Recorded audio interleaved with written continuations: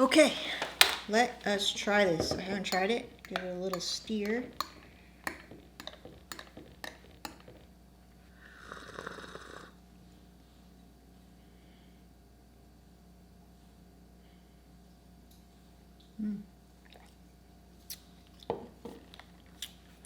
Still not drinking any caffeinated things right now. A lot of fruit and a lot of cocoa nib, hazelnut thing. Okay, cool. I wasn't talking because I wanted to focus. Look at that. This is some hard-earned work right here, all coffee stained and everything. It's beautiful. It's a momentous occasion today. I feel very good and confident and good vibes all around about finally saying that I've developed our own house espresso. Blend for espresso. Ouchie. And I want to give a shout out to the subscriber that had validated what I was thinking before, saying that I was going to make my own special blends. And ever since the beginning, I wanted to make my own espresso blend. But I've been kind of quiet about it. One, because I was very inept with espresso at home. And not until recently where I was like, you know what, this is what it is. Like, I don't really feel motivated because I feel the fear of failing so strongly with espresso. So yes, I want to do it. It's a very quiet dream that I have. And I think this year has been all about, you know what, fuck it, let's go, let's do it, let's try, let's fail. And I know I always talk about like, hey, at least I'm doing this, I'm imperfect, but I'm doing this. But even if I have that very positive attitude about things, I think that's because sometimes in whatever thing that I'm pursuing, I feel just a little bit more confident than I do about other things, which I find is, I think, super normal with everyone. So with espresso, I've always felt just a little bit like not too confident about things. So until recently, I was like, maybe about around May, I was like, all right, I had made the decision to do it. Now, the steps that I took in order to find that espresso blend and what it was going to be was just super organic. And because I didn't put any time frame on it, things happened really slowly. But again, also really organically and naturally.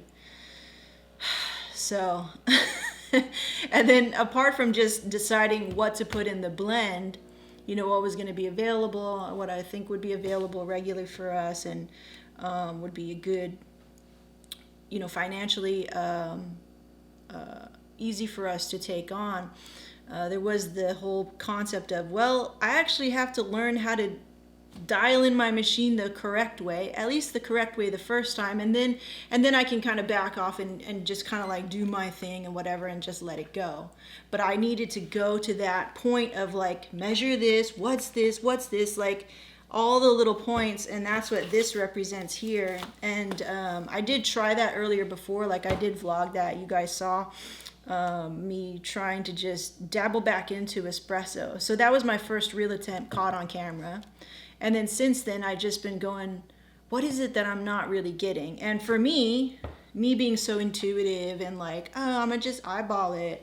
And sometimes that's cool, right? But like I think I did mention before, it's like, yes, you gotta know like to the gram what this is if you're gonna take it to this level. To me, right? Like I needed to know how many grams in. Like I have a scale that's 2 decimals after, so I could get kind of really nitty gritty about that. Like if I could control exactly how much was going into my imperfect machine and my imperfect grinder, I was like, well, I don't have the best machine and the best grinder and things like that. Like a lot of you guys were recommending in the comments. I don't have that right now, and I'm really not motivated to buy one, even though it is on my radar. So it's coming. It's gonna happen that I'll get an upgraded grinder. It's just not happening right now.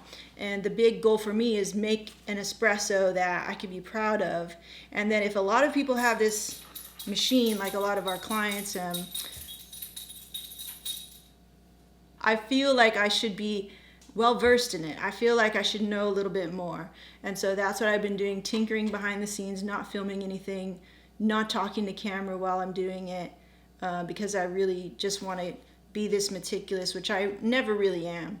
But I want to get to this level and then kind of back down and be like, okay, like I can kind of see now and kind of find my own style and rhythm with the technicality of making espresso, which is still by far really difficult. And I have not nailed it, but at least going through the motions of, oh, if I tweak this, this happens. Okay, let's come back down, let's tweak again. And so I feel like I have a better understanding. And then when I go to watch tutorials on YouTube, like I bet you guys are doing, like a little bit more makes sense to me. Just like coffee roasting, where it's like, let me just get the big picture, okay? And then let me get into the finer details, the nuance, the nitty gritty of it. So many parallels. I never wrote things down before like this. I was like, how do I even start? How do I even start getting better? What gets measured gets managed. Okay, so write it down. What do I write down? I'll give you what I wrote down. So I got grams in. I have made a little chart for myself. Grams out. Seconds for the time of the brew. And then taste. Is it sour? Is it bitter? Is it what? My biggest hurdle with this and trying to make a really good shot and figuring out how to dial it in was overcoming a sour shot. So I was getting a lot of sour shots. And then the grind setting, right? Because I can control that. In terms of all the variables of making espresso at home, it's so like particular to your machine, you know, and so many things, kind of just like roasting too. Because I was watching Joshua Wiseman's tutorial on the same machine, but his grind setting was at 4 or 5, and my grind setting started at 7.5, and then I brought it down to 7. I tried his recipe, but I feel like mine's better. Like the one he was recommending a 18 gram dose at a 4 or 5 grind, depending, right? Just kind of like depending on what kind of coffee he was using. And he got his best shot that way. So I felt it was too compacted for me. It became very bitter. And sour at the same time.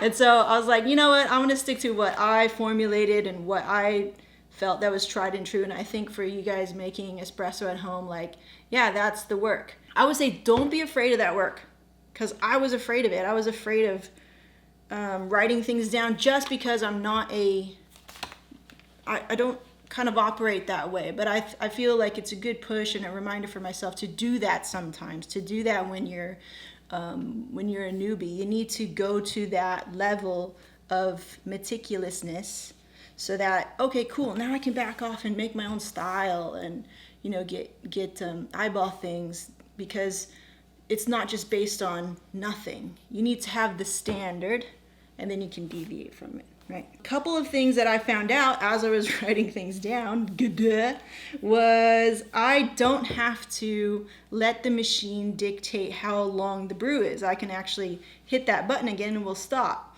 Now I already knew that, but I didn't kind of apply that knowledge to the actual making of the espresso.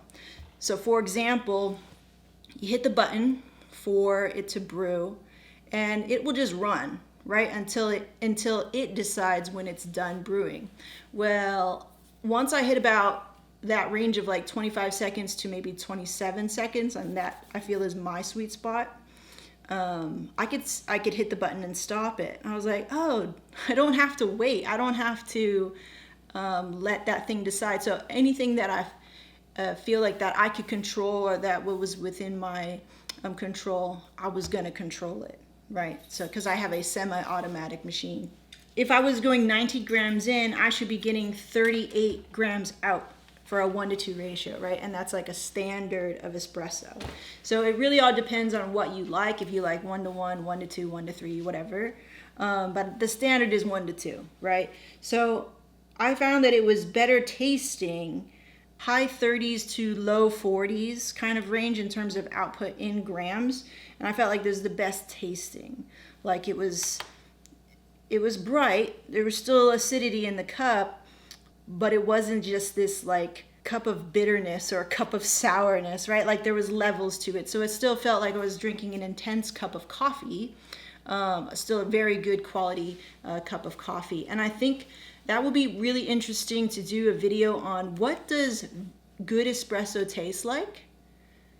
And that's going to be so hard to like, I think, delineate, because when I Googled that, I was like, well, what am I really supposed to be looking for? I know I shouldn't be making a face when I drink it, and I've had good espresso before, but it's kind of been a while.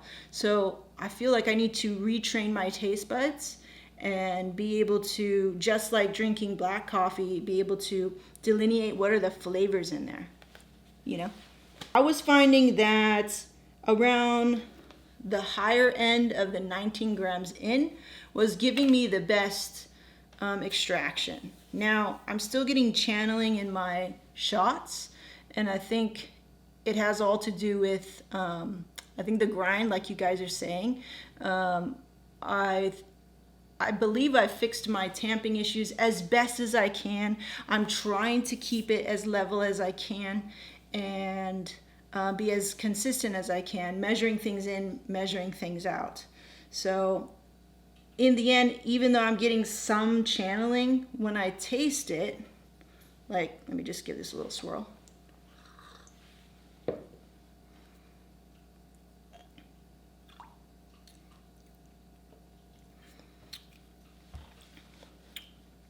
Yeah, it's bright.